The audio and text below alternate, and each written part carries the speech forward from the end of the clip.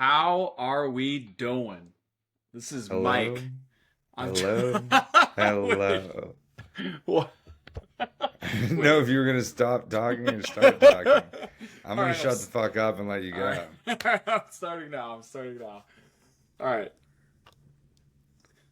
How we doing, folks? This is Mike. I am joined by Mike today. We are Why Not Us? Mike, why not us? Why not us, Mike? Happy to be back here for episode number two. First one went extremely well. The support from everyone Yeah, was honestly incredible. it was great. It was pretty cool. I did not think people would like listen the whole way through like they did and text us be like you guys you got Jamar Chase's contract wrong like like that was cool to see. We really appreciate it. Yeah, I mean, big shout out to everyone. Didn't think anyone was gonna listen all the way through. Thought they were gonna shit on us, especially you, a lot Especially me. more. Um, It'll come. It definitely will come, but the overall support I think is really what's going to keep us going here, and I'm excited to do it all again. Yeah, let's do it all again. Mike, why not CeeDee Lamb? CeeDee Lamb signed a $136 million extension today, 4 years. The Cowboys had three main objectives this offseason. It was CeeDee Lamb extension, Dak Prescott extension, and Micah Parsons extension. And it seems like their hierarchy as far as priority goes was CeeDee Lamb. It looks like Dak is supposed to be next, and then Micah Parsons. Mike, what are your thoughts on the extension? What are your thoughts on the Cowboys offseason so far? Um, Not the most exciting offseason from the Cowboys. They never usually are the most exciting in the offseason. That is Jerry Jones down to a T. Um, was I ever really nervous that CeeDee Lamb wasn't going to get a contract? No. So am I happy that he got it now versus the day before the season or a week into the season? Yeah. Was I ever nervous that he wasn't going to be on the field for week one? Absolutely not. Jerry Jones is stingy, but he's not an idiot. And he paid up as he should have. And now CeeDee Lamb is back on the field. Um, as for Dak Prescott, I love the fact that he doesn't have a contract. He's got to play this whole year and then possibly be a free agent. He's got everything to prove. If he balls out, we pay him or someone else pays him. If he doesn't ball out, maybe he's a starting quarterback next year, maybe not. Micah Parsons, he'll get his money next year. Don't worry. There's money to go around for everybody in Jerry's world.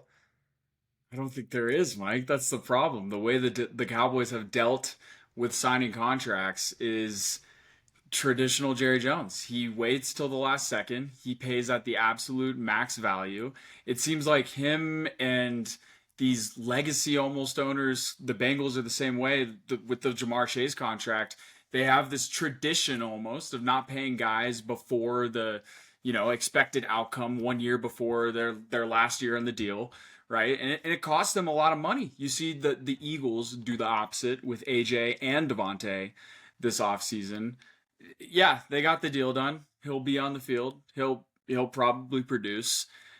They're just spending a lot of money, plain and simple. And you listen, you and I aren't cap guys. We're not going to pretend like we are.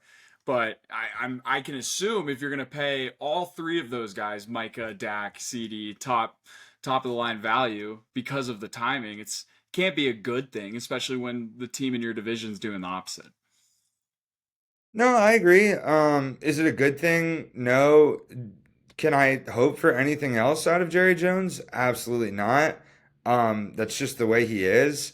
I think it's unfair to compare him to the Bengals and Jamar Chase. I think the Bengals are a smaller market team that don't pay their guys like that. The Cowboys always pay their guy. Do they always do it at the last second? Sure. Would Jerry Jones be better off paying him at the beginning of the offseason so that he's the second or third highest paid receiver instead of first? Sure.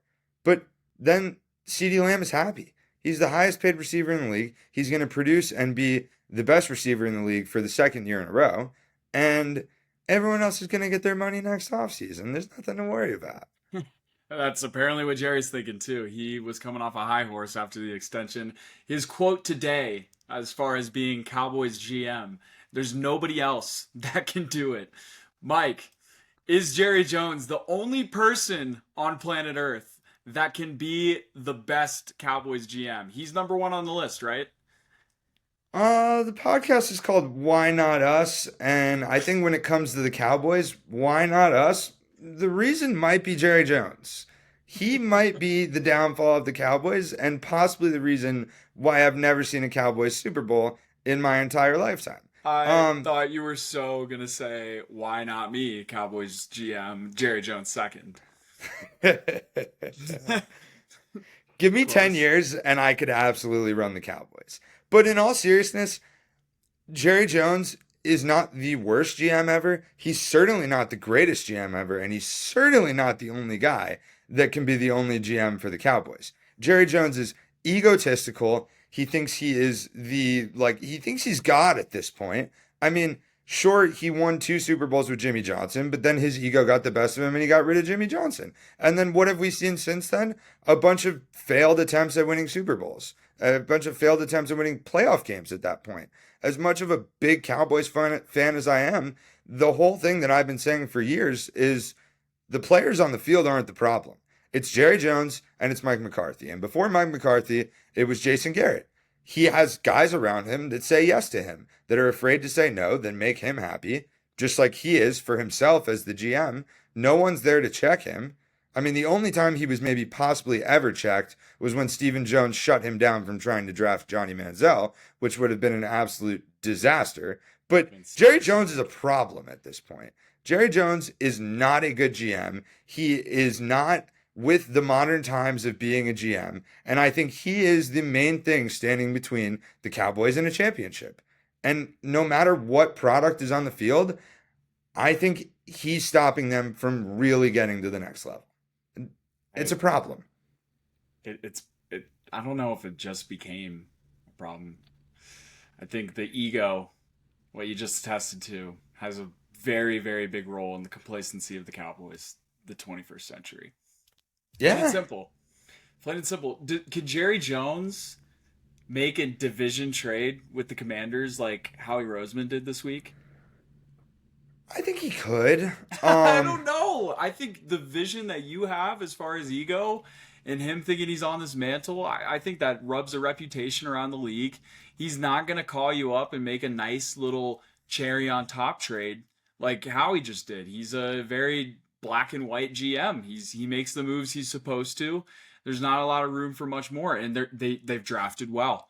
They've had Trevon Diggs and these guys to pick up the slack and be those, for the fourth and fifth best players on team that you need, right? Those usually come from drafting well or cheap contracts, like Howie's been able to do. I mean, go ahead. Yeah, I mean, I can't question his drafting, especially recently. I mean, Zach Martin was arguably the best pick in his draft. He pulled Dak Prescott and Ezekiel Elliott in the same draft. Um, I mean, he's getting guys like DeBron Bland and people late in the draft. He's drafting well. But Mozzie Smith. fuck off. Steal. Um, Yeah, I guess where you wanted me to go here was that Howie Roseman made a super sexy trade It was a for cool Jahan trade. Dotson. It was really cool. I'll tell you why it was cool. Because Go ahead. he does this in off seasons, and there's a signal that Howie Roseman gives the Eagles fan base to let us know, like, hey guys, this is a team. I'm going for it. He did it with like LeGarrette Blount when they won the Super Bowl. He did it with I think the big one before 2022 was it CJ Gardner? He was the trade that off season, but he makes these cherry on top moves to let us know he's like, I can do it. First of all, because I managed this cap space well, and it's not a necessity. We didn't need the wide receiver three, but now we have the best trio in the NFL. And this is what he did with the trade. We gave them a 2025 third, which we had two of, and then we got back the 2025 fifth from the Commanders, which will be an early fifth because they're going to suck. The Eagles are going to be good. It'll be a late third. They essentially are fourth round picks. We threw in a seven. We got Jahan Dotson, who, by the way, is pretty good. Is he like pretty good? he's Is pretty good. he? He had a bad It- year last year, but he's an upgrade from what Quez Watkins was. He's an upgrade from whatever they threw in there last year. We don't need a wide receiver three. There's four Not at options all. in the offense above him. it's a cherry on top move. He's letting us know that this team's going for it. I love I that. think I think it's an irrelevant move. I think by week 10 we're gonna forget that Jahan Dotson is even on the Eagles. I think it's a Maybe. headliner because he was drafted early like 2 or 3 years ago, and everyone still thinks he's somewhat relevant. And I think it means absolutely nothing. Okay. I guess we'll see. And you could be right, and they could still be 9-1. You could be right, you could be wrong, and they could be 9-1, and he's a big part of it. It's. I'll put it this way, and I hate to come out with guns ablazing like this because it always comes back to haunt me. And there is a scenario in this Eagles season, and I think it goes two ways. I think we either win the Super Bowl or it's like 2021 was 2020, I think, the COVID year with Carson Wentz, and we came guns a blazing and we're bad. And I don't think it's going to be that because our wide receiver. Okay, that comparison's not even good. The wide receivers are a huge upgrade. The offense is clearly better, but I expect this offense to be the number one in the NFL. I think they have the talent to do so. They have the structure. They have the OC now. Jalen's got to have a big year. A lot of pressures on number one, which I like. But it is all across the board with that offense, man. It is. Oh, it's crazy. I'm gonna refrain from commenting because I think we're gonna end up in a similar discussion that we had last week. But I'm certainly going to be clipping this moment and Uh-huh. replaying it in week 6 when either you were right or inevitably you were very, very wrong. Well, this furthered my point along then because this was another move to add to that. I wasn't quite there before. Now I'm definitely there. And now they just I'm need to glad stay you're healthy. there. I'm I'm there. really glad you're there because I think the 2 weeks only before way football. down is now. The only way down is now. And speaking of down, I'd love to move to something that we can both really get Give it behind. to me. And Give it to how me. awesome. First of all, week 0 is great. It's like, it's a So little good. tempting where you only get 4 games, but how awesome was that FSU game? So good. So good. They came out that first drive and I was like, oh God, this could be a bloodbath. And then they only scored 13 more points the entire game. And Georgia Tech looked good. It was awesome to see football again. We got a little rain in there. We got some long field goals. It was a great game to start the season off.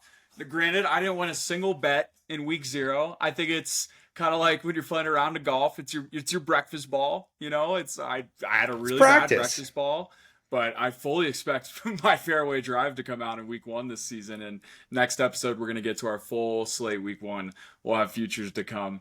But great start to the season. FSU goes down. Absolutely awesome. I was all over Georgia Tech in a completely biased way. I knew nothing about their team except the fact that they weren't very good last year. And it was just awesome. A game in Ireland that almost looked like a rugby game. Georgia Tech ran the ball on every play. Their quarterback is a dog, by the way. He's a dog. DJ Ukulele, whatever his name is. I think his average pass actually had negative air distance on it, which is pretty fucking awesome. Honestly, hard to do. That's I think insane. they're going to be bad.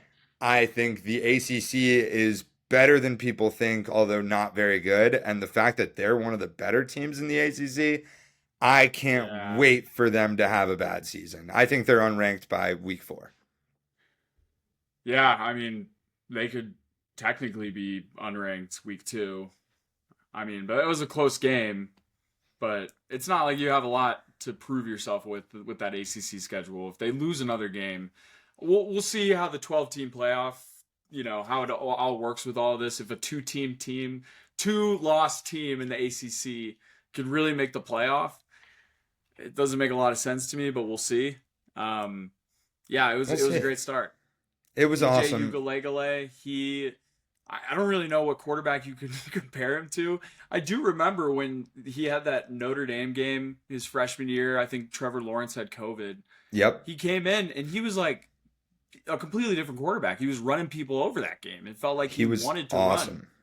Yeah, and he just looked scared. And I guess he has a gunslinger of an arm, but you said it. He's not throwing downfield. I just don't think he has it at all, and I love to see that out of my Florida State quarterbacks. It was amazing. I'm excited for a season of hopefully a lot of misery for Florida State. Um, Obviously, our Florida Gators get them the last game of the season this year, Yes, which moves me to something that I'm a little scared but pretty excited about. I'd love to do a prediction of the Florida Gator football season. please. I want you to Uh, lead this one. I want you to go game by game. Give me your short take, maybe a quick sentence with each. yeah, I'd love for you to comment. I'll run through what I had. Okay. I think 6-6 saves Billy Napier's season. People are saying he's the coach on the hottest seat out of Mhm. anybody in college football right now, which I think is a little unfair, but I think he's going to back it up. I think they're going to be a lot better this year. Here's my prediction. Uh, Week 1 this week at home against Miami. I think the Swamp is absolutely rocking. I think Miami is so hyped up for no reason. New quarterback, a lot of new pieces on that team. I don't really love their fucking coach. I think in the Swamp, they can't handle an SEC team. And it's a close game, but we beat them. Um, Week 2, we host I want to Sanford. chime in on that one Yeah, because our gambling group chat's been going off a lot. This is a big game for the gamblers of the world. I feel like all our boys are going to be going heavy on this one. I'm definitely going heavy on this one. I don't know how the Florida Gators season's going to be. What I do know is Miami shits the bed every single year, especially week 1 it feels like. We saw it our freshman year when they played a neutral site in Orlando. This one's in the Swamp. It's going to be hot. I think the Gators win this game comfortably. I think it's not as close as the Utah game was week 1, and I think that Utah team was better than this Miami team. I think this Gator team is the best under Billy Napier. I think Graham Mertz is built to win a game like this. It's his 5th year. We saw it with Bo Nix. I think we're going to see a lot of smart decisions, which you need out of games like this. I went on a lot there, but I genuinely think very confident about this game. no, I love it. I agree. I think you hit it right on the head there with the Graham Mertz being a fifth year, being one of the oldest quarterbacks in college football, being experienced. That leads me into my next point, which is I think the Florida Gators start off 5-0. Miami, Wow. Miami, Sanford at home. Texas Okay. A&M at home is ranked 20th right now. I think they're not as good as people think they are. I think What week time's that 3 game? there's I don't know what time Let me that look. game is. But that is a fantastic question. As you look, I think it's really hard to come into the Swamp and beat the Florida Gators. I think you have to be a Tennessee or an LSU or an Yeah. Alabama or someone really, really good. And I think if you're anyone else and you're not playing a really perfect game, it's hard to beat us at the Swamp. And the Swamp is going to be rocking this year. People are excited. I think week 3 we take 1:30 down game. Texas A&M. 1:30, interesting time. Yeah, I'll take it. Heat in the Swamp. Sure, they have heat in Texas, but they don't have heat like the Swamp. I think we handle them. Honestly, it might not even be close. Um, I think week 4 we go into Mississippi State. Mississippi State has 3 cupcake games to start the season. I think they feel awesome. We feel even That's a better. win. We come in there playing better football and we handle them. We come back home week 5 and we play UCF. Yeah. I mean, UCF is UCF. Sure, they might play well, they might not. To be Right. honest, don't know a lot about them and don't really care. In the Swamp, they don't stand a chance. They're just not the same class of football that we are. And at that point in the season, we don't slip up yet. I think we might slip up. 5-0.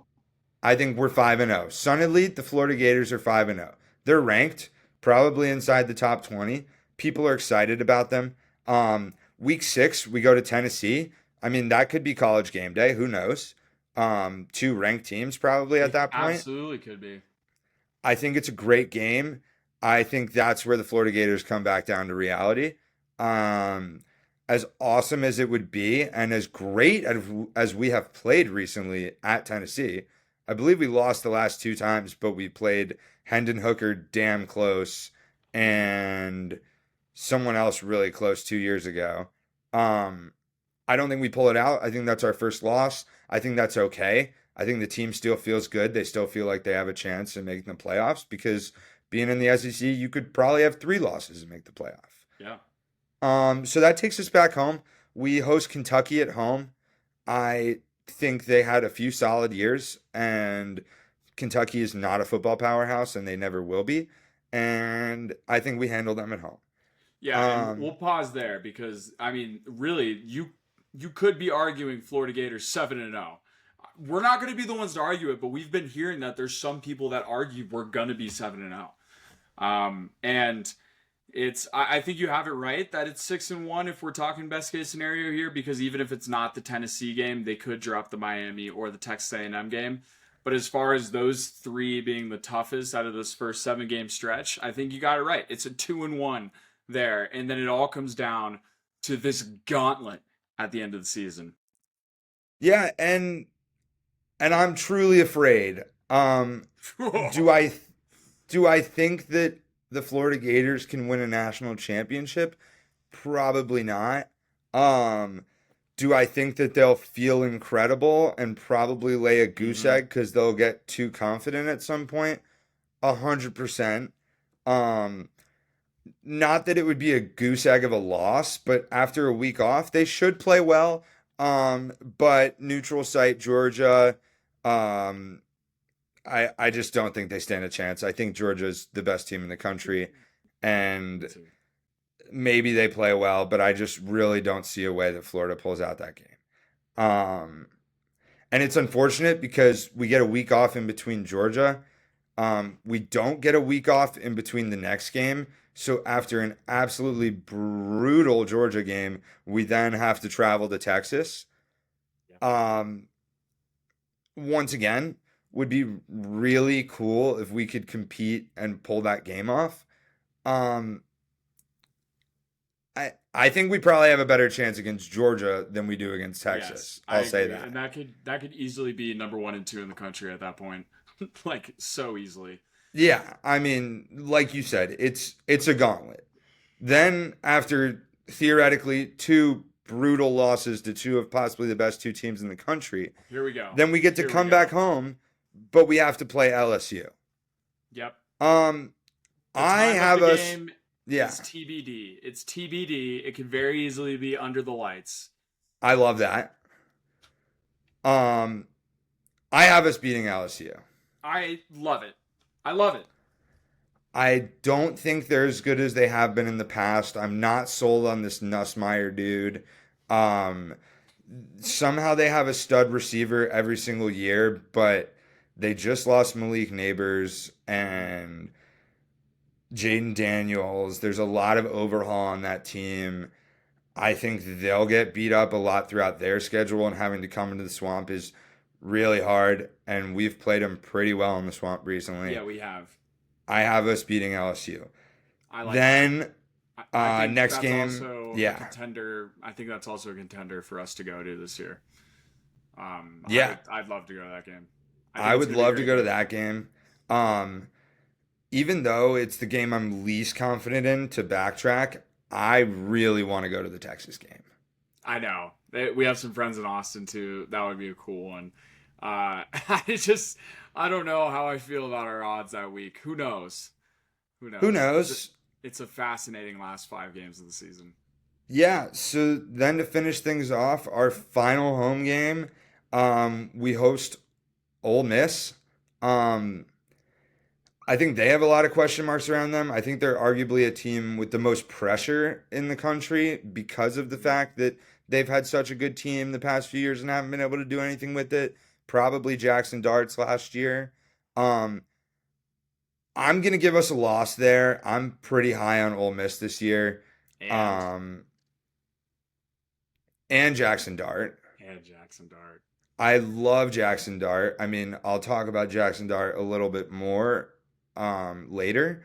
I give us the loss there, but I think that's totally a winnable game at home. I mean, when was the last time Ole Miss came to the Swamp? They're not prepared for conditions like that. I think every SEC team becomes so much more beatable this year because of how hard the schedules are. I'm going to give us the loss, and then we're going to finish off the season at FSU. based on my extreme bias, hate for FSU, and how terrible they looked last week, I'm going to give us the win, a confident win. I mean, who knows if DJU is still their quarterback at that point? He might have been benched already or something like that. I think we beat FSU. I think we're due for a win against FSU, and that'll be a fun one to win at their home. It will be. It's at Doak. That'll be a cool game, cool season. It's gonna be something, and I really hope it plays out like you said. I hope they go 6-1 into this gauntlet. So people are at least talking about the Gators. They didn't kill their chances before they get to those games. I think Georgia, and we'll get to our futures here in a sec. I agree we're going to beat FSU. You have us going 2-3 down that 5-game stretch of Georgia, Texas, LSU, Ole Miss, FSU, and I like that. I think we pull out the LSU and maybe the Ole Miss or the Florida State game. But that's 8-4. 8-4. 8-4. It's not bad. It. We'll see how it plays out with the playoff, and if you beat in that 8-4 a Georgia or a Texas plus the A&M Miami, they play 8 teams in the top 25 of the AP poll. I mean, 8-4 could arguably make the playoff. I don't know if we're going to win the SEC. I think it's clear cut Georgia, and then the combination of either Texas and Bama. I'm high on Bama, and I know you are too. I'm not actually. I've done a lot of thinking recently. I know we had talked in the past about my love for Jalen Milroe in Alabama. Yeah. I'm sure my opinion will change possibly by the time I wake up tomorrow morning, but I hate Alabama.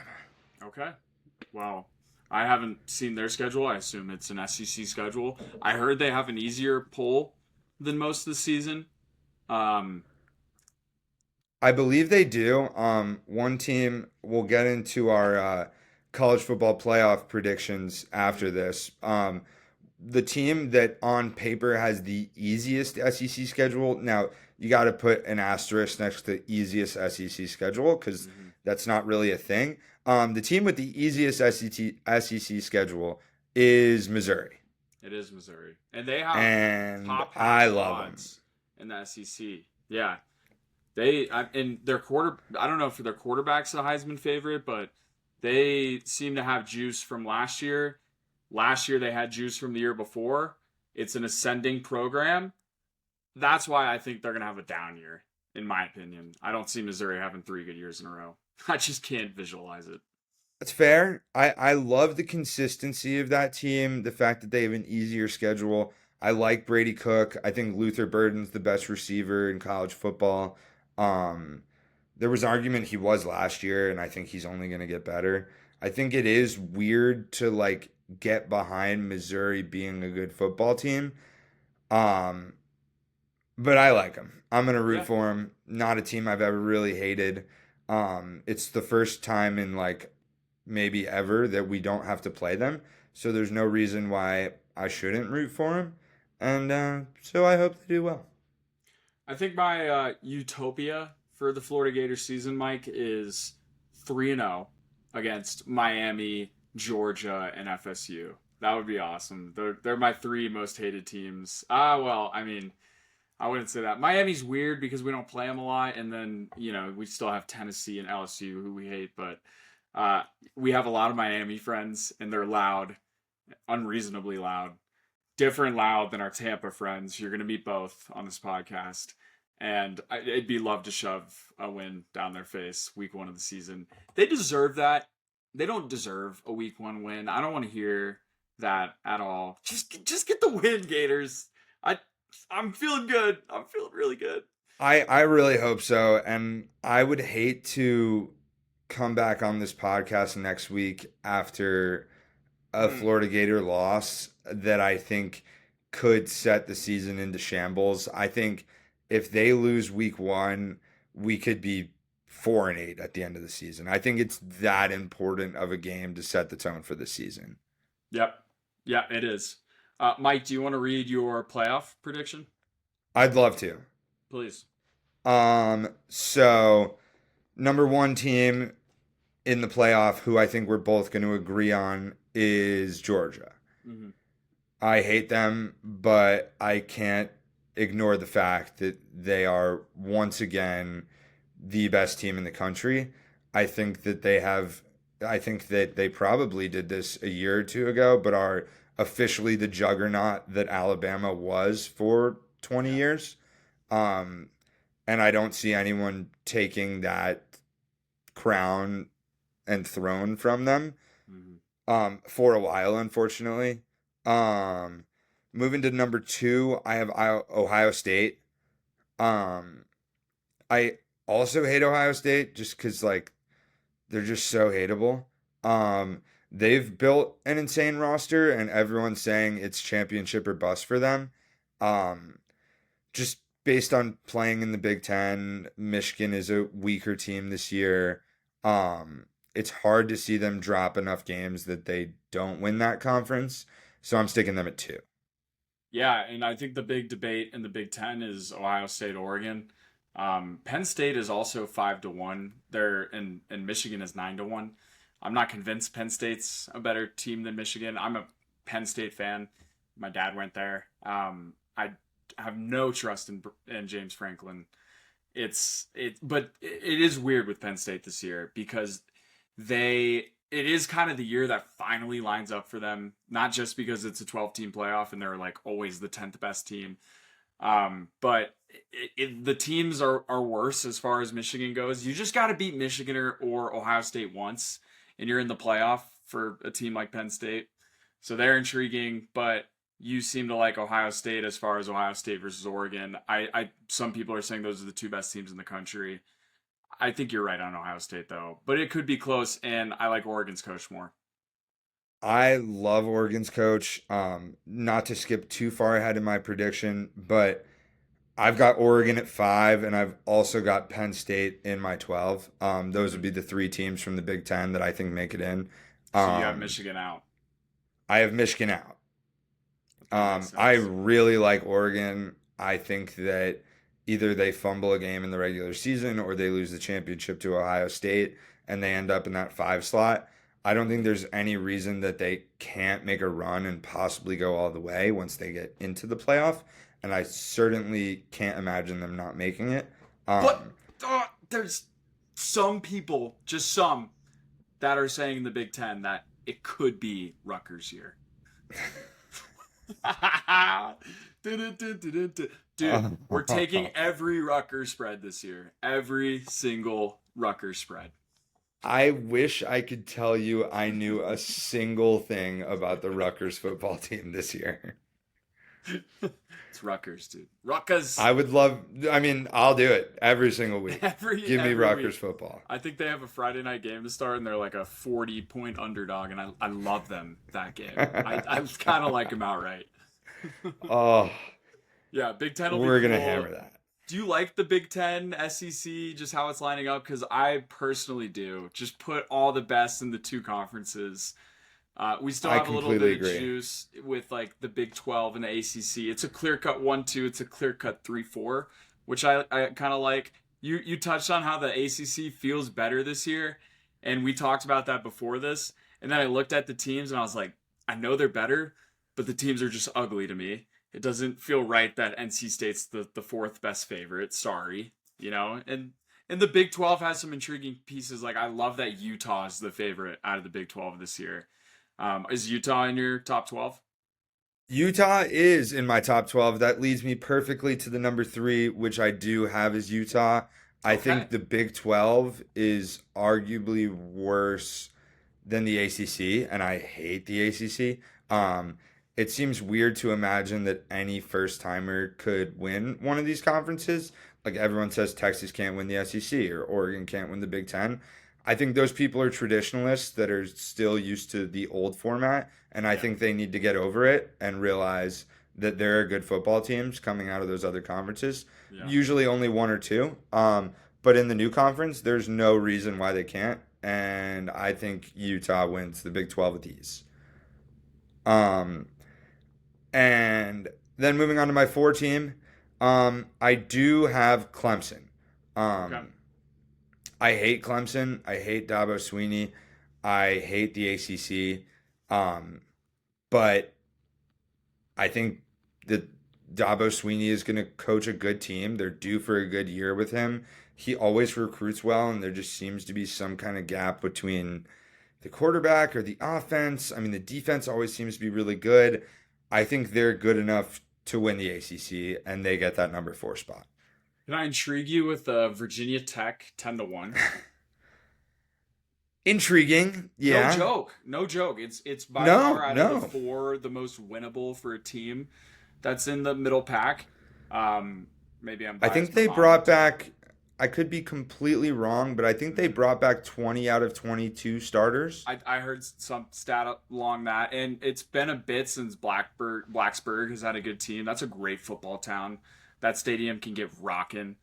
I'd love to see Virginia Tech in the mix and then lose to Georgia or Texas by 60. I think that's how the playoff should go.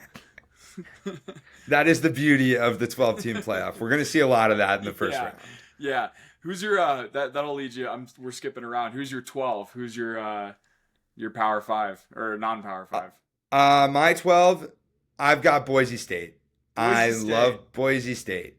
Uh-huh. Everything about them. The blue field, Yeah. the the Statue of Liberty back in the day. Um, they Jay just Ajayi. they just always seem to be a team that is good, that is relevant, that is one of those better non-power 5 teams. It's a chalk Um, pick. yeah, I mean, It's I pretty think they're the chalk. favorite along with like Liberty maybe. Yeah. Um, give me Boise State. They're fun to root for. I like them. Um, I'll I just know a lot of people gravitate out of the smaller conferences to like in the MAC. They'll go to a MAC school. We'll follow the MAC a lot through the podcast this year. My Mac favorite's is always been the fun. Mountain West. I love that conference. I've lived like 5 minutes from the Air Force Academy, so I've gone to a lot of those games.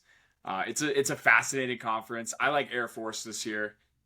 Coach Calhoun, shout out my middle school basketball coach. Uh, yeah, but Boise State What a does seem to be shout the out. favorite, right? Yeah, we go back. Nice. Yeah, I mean, we could go on forever about this. I'll just close out my 12 and, if we can figure out how to edit, we'll post a little graphic of it. Um, Georgia, Ohio State, Utah, Clemson are the top 4 that get the buys. Then I've got Oregon, Ole Miss, who I love, Texas at 7, who everyone thinks can't compete in the SEC. I think they can. I've got Penn State at 8. Um, Missouri at 9, who we already touched on. Alabama, who I hate to admit is going to make it. And I just said I hated, but they're Alabama and they'll find a way to make it like they always do. I've got Notre Dame at 11. I hate Notre Dame every single year, but if you look at their schedule, it's just hard to imagine that they lose more than one game. And then Boise State, like I said. Yeah, That's what I no, got. I like it. It's pretty sharp. I don't have a lot of rebuttals. I like Notre Dame. I think Penn State could very easily shit the bed again. But they probably will only lose 2 games. Really, I mean, it's Michigan, it's Ohio State, it's still the regular Big Ten in a lot of ways. That they'll have the Oregon and they'll have the Washington in there. Washington won't have a good team. UCLA No, won't have a really good team. no. USC will be all right. Um, I like it. I think Georgia is probably going to win it all. I think they're the best team. I think you said it best. They're the standard now. We hate Georgia. We hate Georgia more than anyone. Maybe not FSU, but I think it's oblivious to not say they're the favorite this year. So that's probably my pick. You like Jackson Dart for Heisman? Great, I great love tale. Jackson Dart for Heisman. Um, I think when you look at the guys that are up there, you've got Carson Beck and Dylan Gabriel and Nussmeier and all these other mediocre quarterbacks that just happen to be on really good teams. I think Jackson Dart is a special quarterback on the best offense in the country. And I think he is going to go absolutely sicko. Lane Kiffin is going to run an insane offense. He is going to continue to ball like he has done the last 2 years. Short of him tearing his ACL, I'm going to knock it on wood because I don't even know why I decided to bring that up because he did get banged up like a week or two ago. Um, Yikes. Jackson Dart all the way. I'd argue I could throw a future on Jackson Dart getting drafted number one overall in the NFL draft Wow. next year. That's Over how much I Shedeur? like Jackson Dart. I hate Shedeur Sanders. Yeah, Dion came out today. Did you see the report? He banned a Denver Post reporter from asking questions because, I mean, his questions were a little crazy. They were about his family and stuff, but not a good sign. Just banning a reporter. Just ignore, dude. You're Dion Sanders.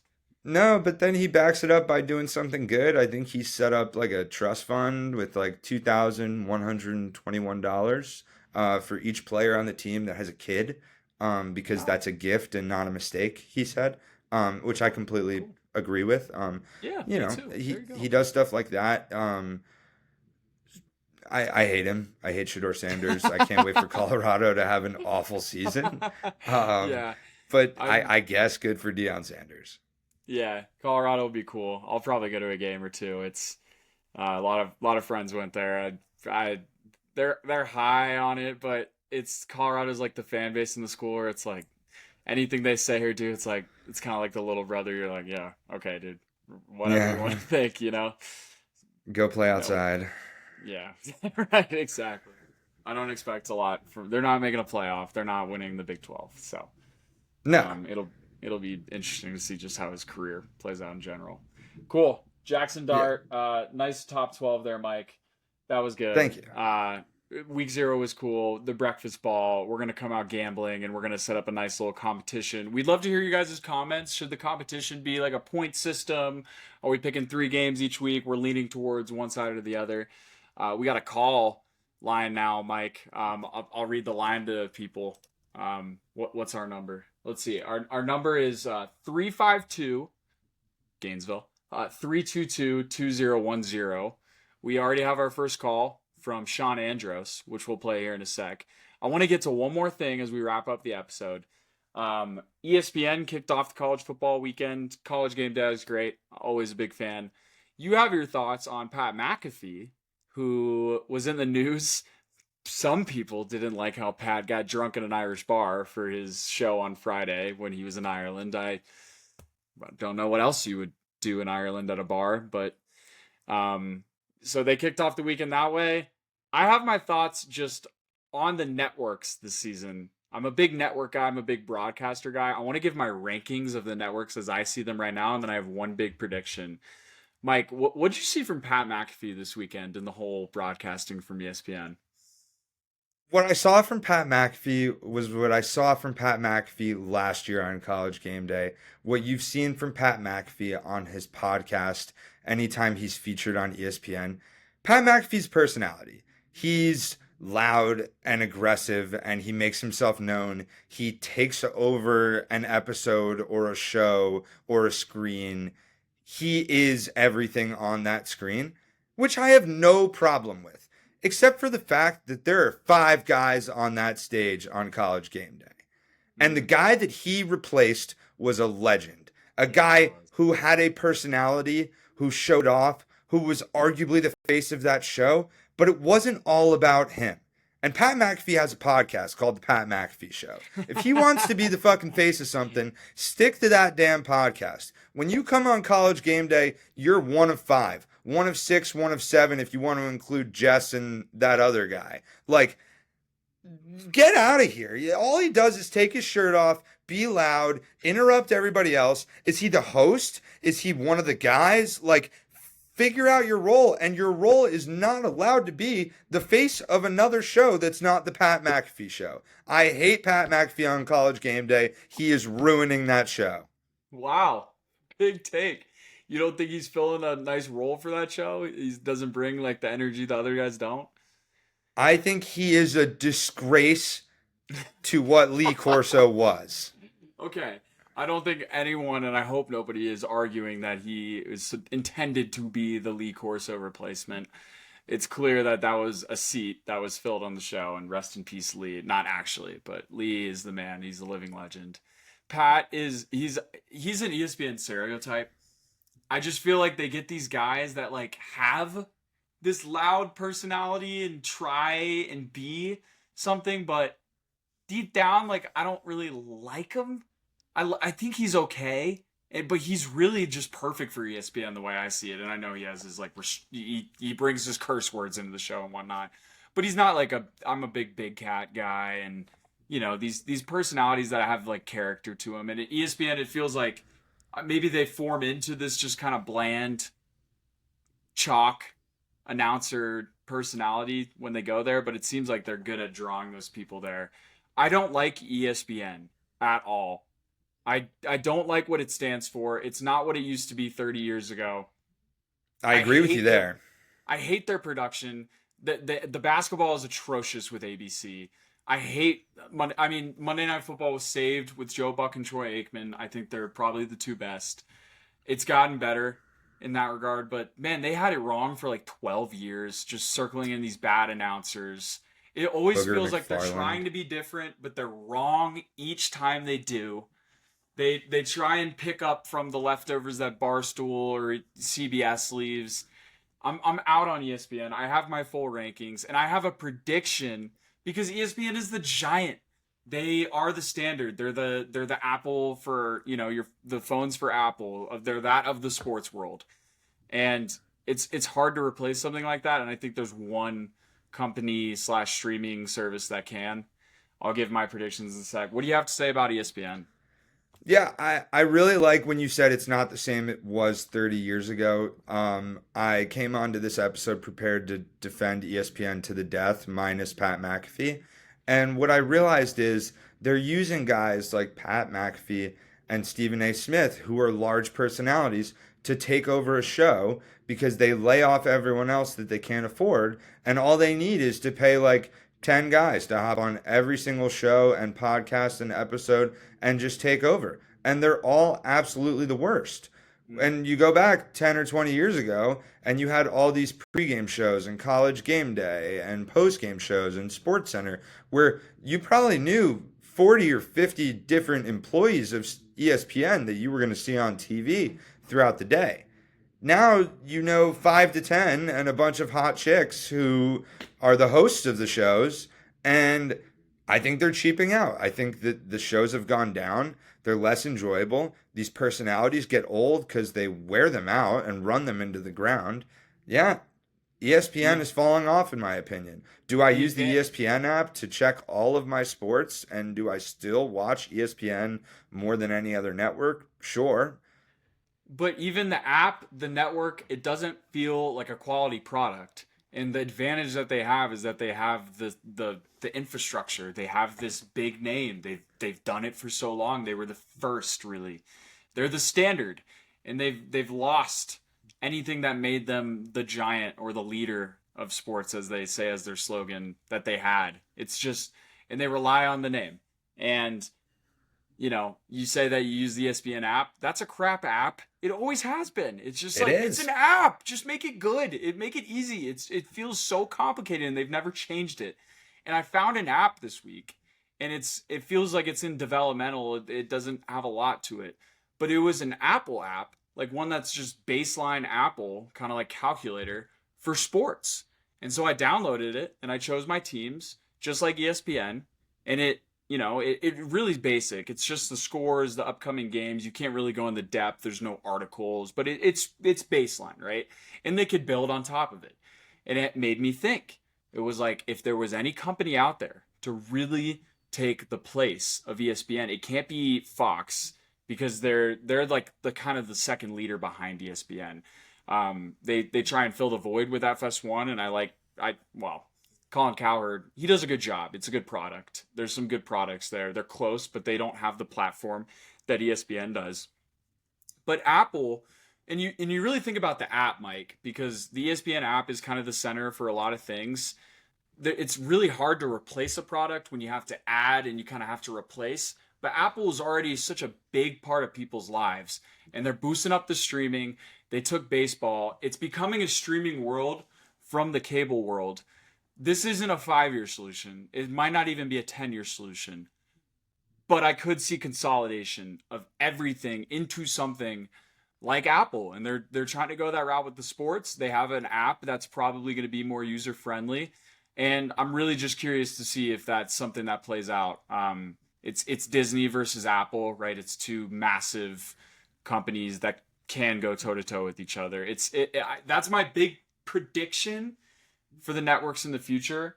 My rankings as they are right now. I'm going on a big one here, but it Go. starts at Fox. I love Fox. We're NFC guys. I mean, it seems like they always have the 4:25 slot with the Cowboys, a premier NFC game for the 1 p.m. slot.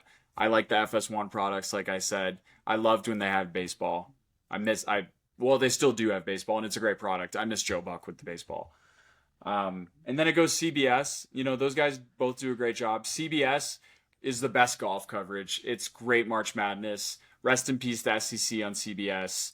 The NFL is a good product. It's not as good as Fox. I have Fox up there. Do you agree? Fox, CBS. I agree. I think you hit it there with CBS nailing the March Madness and the things like that. Whereas Fox, when you think of an identity, I think they hit on every sport, but like it's not a name that you think of, kind of thing. Right. Right. I'd say those are chalk top two. You could throw ESPN in there. You could throw NBC in there. I actually have TNT and Turner Sports, so TBS, above NBC. I know they don't have football, and NBC Sunday Night Football. I mean, it has gone down as far as how I like it. I mean, I was seeing highlights on TikTok of the old Al Michaels high school games that we would watch. It's just it's nostalgia, to say the least. He's the GOAT. It was cool. The Patriots, Drake May, and I think they were playing the Commanders, and Commanders. it was Chris Collinsworth and Tirico, and it felt great. It was good to hear those guys.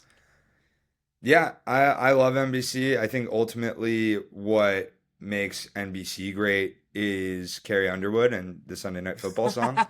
Yeah.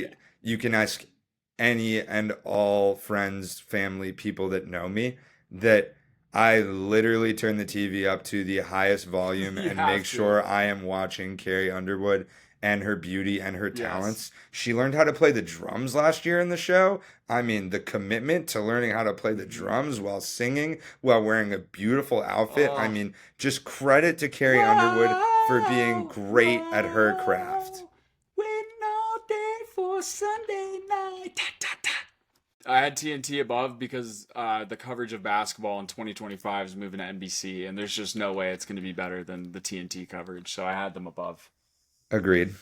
And then I had ESPN. I just hate the product. I hate their live coverage. The personalities aren't good, like you attested to. And they're clearly the worst, but they have the best platform and they have the best infrastructure. And I hope it gets ripped to the ground. I'm here for it. As long as Um, they kill Pat McAfee first. yeah, let's do that. Sure. I'm sure you're not a Stephen A guy either. And then we have the guys like Prime and Apple that are coming in the mix, and we'll see how it all plays out. It'll be interesting. It'll be interesting. All right, so we just set up the Why Not Us hotline. The number is 352-322-2010. Leave a question, hypothetical, big talking point. We'll hit it. We had our buddy, Sean Andros, give us our first voicemail. Mike, could you play the voicemail? Yeah. All right. What's up, guys? It's Sean cashing in my if you post us on your story, you get to ask a question on the pod. My question is, would you want your team to win a Super Bowl if it meant that the other Mike's team won 5 out of the next 10 Super Bowls? Let me know. Thank you for the question, Mr. Sean. It's a great question to kick off the hotline. Again, the number's 352-322-2010. Mike, this is going to be a fun one to answer. I have a feeling that we're going to have the same answer. Do you want to kick this off? Do you want me to kick this off? I feel like I truly don't know if I have an answer yet, so I'd love to kick things off. That way your answer doesn't impact my answer here. Okay. Go. I don't know what the answer is. Ultimately, I'm going to say yes. I take the one Super Bowl. I don't care. I've never seen a Super Bowl. I've never seen an NFC Championship game. Give me the Dallas Cowboys as Super Bowl champions. I don't care. I know I'm giving away suffering. Super Bowls in 10 years for the Philadelphia Eagles. I think it just shows how desperate I am to have a Dallas Cowboys Super Bowl. That is so desperate because all I can think about is just this. It's me having to talk to you and the whole Cowboys fan base. And I've seen one Super Bowl. I saw us almost hit another. So I'm like, yeah, we could still squeeze out one Super Bowl. I'll put my money where it lies there. And you're saying no, I just need the guarantee that I'm going to see one. See, I'm the opposite. It's such a quick answer for me. I would dread seeing the Cowboys win 5 Super Bowls in 10 years so much. I couldn't stand that. No way. I think I just know after winning that Super Bowl that 5 out of the next 10 years are going to be really, really, really tough. And every year, all I can think about is like, is this going to be the year the Eagles get the second or the third? Or is this finally going to be the year the Eagles get their fifth and I have to stop worrying about it?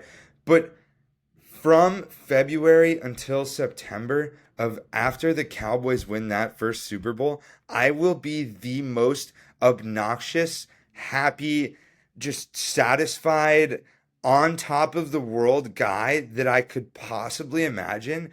And I don't know if that amount of joy will hold over for the amount of pain that I'll suffer for 5 out of the next 10 years. There's always the possibility that on those other 5 years, the Cowboys pick up 1 or 2. Obviously not as guaranteed as the Eagles winning 5 would be, but ultimately I would relish in every single second of that time being Super Bowl champion. And I don't even know what that feels like. I can't even imagine what that feels like. And I have to get that one. You have to. I understand, dude. I understand. It's a pretty great feeling. It's Fuck you. It's only gonna be so much sweeter when you get it, but you're not gonna get it. It's not as Jerry Jones as the GM. We went over that. Mine's an easy no. I can't see you, Coakley, all the Cowboys fans I know be happy for 5 years. Oh my God, that would be the worst decade of my life. Because even if the Eagles won the 1, it's like, oh, but we won 5. And you bet your ass that's what my response is to you celebrating the 1. So you get the self-satisfaction, you get the hump being broken, but you also have to deal with me for 5 of those years. Yeah, I think for me, I don't hold that much like of a weight on your life. For me, it's a lose-lose situation. Like, It either I really pass up a Super Bowl or I get one, but I have to suffer for 5 out of the next 10 years. I have to take the 1. Any opportunity to get a Super Bowl at this point, like, I guess I could take this question further and say, how much would I be willing to give up? How many Eagles Super Bowls would I be willing to allow you to have? Over under 6.5. I don't know where that line is, but all I can think about is the Cowboys winning a Super Bowl, and then nothing else matters. Like, maybe I'm not looking into the future enough, but like, You're not, dude. Oh my God. I'm not processing the pain, but like, I need a Super Bowl. I would literally do anything. The Patriots won 6 in 2 decades. 5 in 1 decade is a lot. It's Especially absurd for your rival. Yeah. But no, I understand. I get it, and I don't want to. Great question, though. Good question, Sean. We hope to see more like it. Mike, did you have any closing thoughts? Closing thoughts. Really wanted to shout someone out to close this episode off. And I don't really know who that's gonna be. So I guess with discussing the Patriots and Sean calling and him being a good friend of both of ours, I guess I'll shout out Sean Andros for just being the boy, I mean, his ego is going to go through the roof. Too Everyone else much. is going to Way hate too us much. for shouting him out Yeah, what are we again. doing? I mean, this is an absolute disaster class of a finish from me by not being able to literally think of anybody else and why I'd want to shout them out. So Literally everyone else is anyone. going to be pretty pissed off that they didn't get a shout out. So yeah, I guess I'll finish off with fuck you, Sean Andros. I hate you.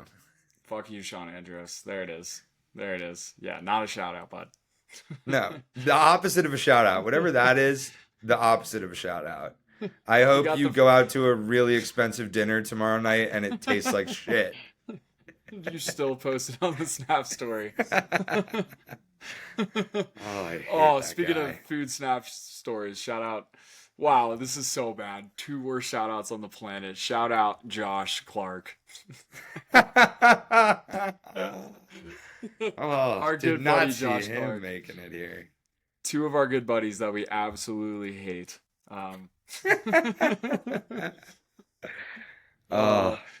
Good episode.